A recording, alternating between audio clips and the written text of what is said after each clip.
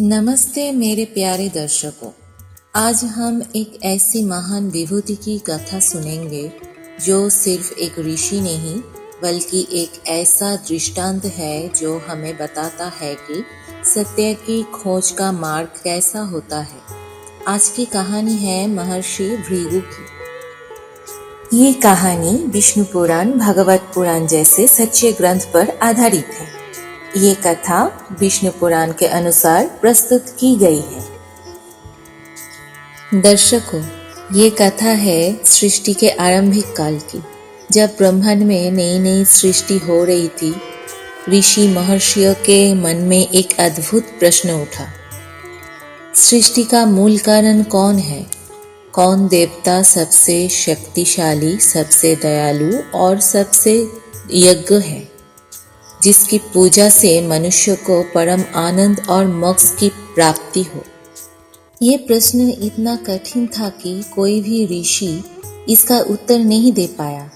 तब सबकी दृष्टि एक महान तपस्वी पर गई। वो थे महर्षि भृगु, जो स्वयं ब्रह्मा जी के मानस पुत्र में से एक थे। सबने निवेदन किया, ऋषिवर, आप तीनों देवताओं ब्रह्मा, विष्णु और महेश्वर के पास जाकर उनकी परीक्षा करें और हमें बताएं तीनों में सर्वोच्च कौन है। दर्शकों, महर्षि भृगु ने ये बड़ी जिम्मेदारी स्वीकार कर ली। वो सोचने लगे कि इस देवता की शक्ति और महानता का पता कैसे लगाया जाए। भृगु ऋषि ने तर्क लगाया, किसी देवता की असली शक्ति उनकी समता से जानी जा सकती है। कितना शांत, कितना सहिष्णु और कितना दयालु है। और इसका सबसे सरल तरीका है छोटी सी परीक्षा लेना। जो देवता सबसे अधिक सहनशील होंगे, जो क्रोध में भी शांत रहेंगे और जो अपमान या गलती को भी माफ कर देने का क्षमता रखेंगे, वही सच्चा, सबसे बड़ा और सर्वश्रेष्ठ देवता कहलाएंगे। भृगु ऋषि ने ऋषिवर को प्रणाम किया और तीनों देवताओं की परीक्षा लेने के लिए सत्य की खोज में निकल पड़े। भृगु ऋषि सबसे पहले ब्रह्मलोक पहुंचे। ब्रह्मा जी उस समय वेद पाठ और सृष्टि के कर्म में लीन थे। भृगु ऋषि ने प्रवेश किया, पर उन्होंने प्रणाम नहीं किया। ब्रह्मा जी ने देखा, मेरे पुत्र भृगु ने आदर क्यों नहीं किया? उनके मन में क्रोध की लहर उठी।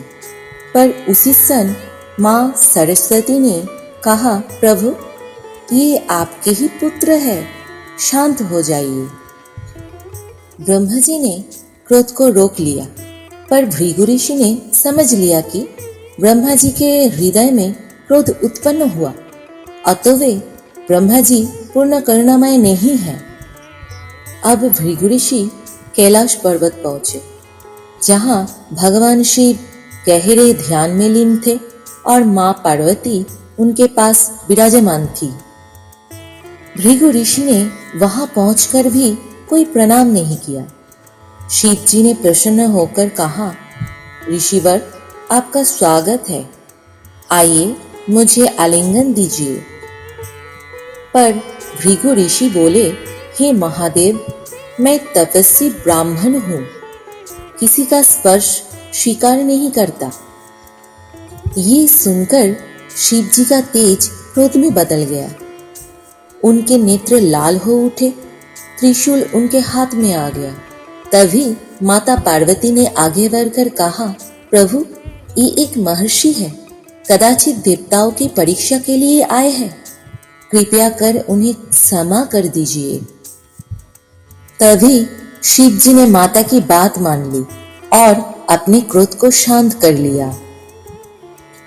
भृगु ऋषि ने ये देखा, शिव क्रोध के स्वामी है। वो समशील तो है, परंतु क्रोध शीघ्र उत्पन्न होता है। ये सोचकर वो आगे बढ़े। अब अंतिम यात्रा की ओर, वैकुंठ धाम। वैकुंठ धाम का दृश्य अत्यंत दिव्य था। चारों ओर शांति। शीशनाग की सैया पर विराजमान भगवान विष्णु और उनके बक्स पर देवी लक्ष्मी। भृगु ऋषि पहुंचे पर उन्होंने कोई अभिवादन नहीं किया। सीधे जाकर उन्होंने भगवान विष्णु के वक्षस्थल पर अपना चरण रखा। दर्शकों, जहां ब्रह्मा क्रोधित हुए, शिव जी ने त्रिशूल उठाया, वहां विष्णु भगवान मुस्कुराए। वो तुरंत उठे, भृगु ऋषि के चरणों को थामकर बोले, ऋषिवर, आपके चरण मेरे हृदय पर पड़े, मैं कृतार्थ हो गया। कहीं आपके पांव को चोट तो नहीं लगी? भगवान विष्णु ने विनम्रता से मुस्कुराते हुए कहा, ऋषिवर, आप मेरे अतिथि हैं। आपके चरणों से जो चिन्ह मेरे वक्ष पर अंकित हुआ है, वो मेरे लिए सौभाग्य का प्रतीक रहेगा। और तभी से दर्शकों, भगवान विष्णु के हृदय पर जो विशेष चिन्ह है, उसे भृगुपद चिन्ह कहा जाता है।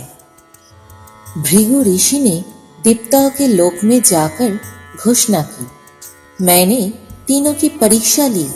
ब्रह्मा ज्ञान के प्रतीक है, शिव शक्ति के, पर करुणा और क्षमा के सागर केवल श्रीहरि विष्णु ही है।